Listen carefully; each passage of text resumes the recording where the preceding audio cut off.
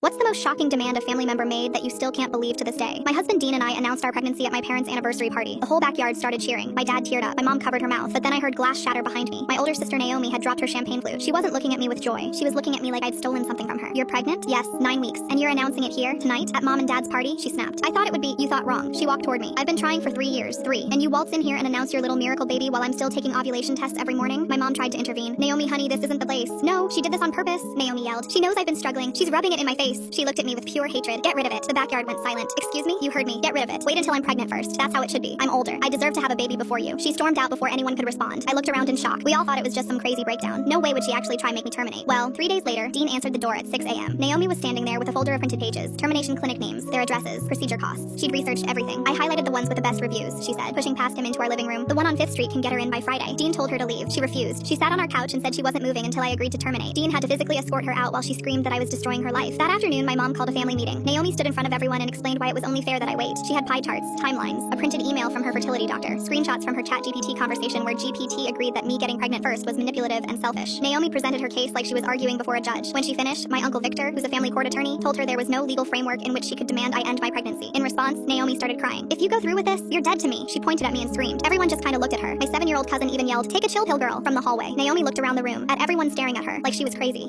She started stammering. "I'll never speak to any of you again if you let her have this." She sat down on the couch sobbing, literally cradling herself. We all collectively pointed toward the door. She finally looked up. Mascara streamed on her face. "This isn't over," she stormed out. Slammed the door so hard the framed picture of my pregnancy test shattered on the floor. We didn't hear from her for 6 blissful months. But then my baby shower happened. 30 people in my mom's living room. Gifts piled on the table. I was 8 months along. The doorbell rang. My mom answered. Naomi walked right past her. She came in wearing a tight dress that showed off her own pregnant belly. She had a sash across her chest that said, "Mommy to be." The room went dead quiet. "Surprise," she said, spinning around. "I'm due in 10 weeks." She smiled at me, but it wasn't a real smile. She walked over and hugged me. While her arms were around me, she whispered in my ear, "I don't care what I have to do. Mine is going to be born first. I mean it." Then she grabbed a cupcake and left. Everyone was more confused than anything. I spent the next few weeks worried about Naomi showing up and hurting my baby. Dean triple-checked every lock before bed. I even called the police to see if anything could be done. And then, 5 weeks later, I got a call from my mom at 2 a.m. She was hysterical, sobbing so hard she was out of breath. "It's Naomi. Please," she gasped. "Come over right now." Dean drove me to my mom's house. I rushed in, expecting to see Naomi, but she wasn't there, and neither was my dad. Where was my dad? I found my mom crying, sitting against the bedroom wall. What happened? I took her hand. She cried into my shoulder for a few minutes before looking up and explaining everything. Naomi had been rushed to the hospital. Turns out she'd been taking black market labor-inducing drugs, but they weren't working fast enough, so she found someone. A woman she met in a Facebook group who claimed she was a midwife back in Guatemala. Naomi paid her $500 to perform an emergency C-section in her apartment. She was only 30 weeks. The woman used a box cutter. They sterilized it with vodka. There was no anesthesia. Naomi passed out from the pain halfway through. The woman panicked and called 911. When paramedics arrived, there was blood pooling in the hallway. The neighbors said they saw it seeping under her door from the outside. The baby came out gray, went straight into the NICU. Naomi went into surgery, but they couldn't stop the internal bleeding. She flatlined twice. They saved her, but she slipped into a coma. Doctors don't know if she'll wake up. The baby survived. He's in an incubator. And now everyone is battling over what happens to baby Pingus. Oh, and turns out my dad was just in the bathroom taking a crap.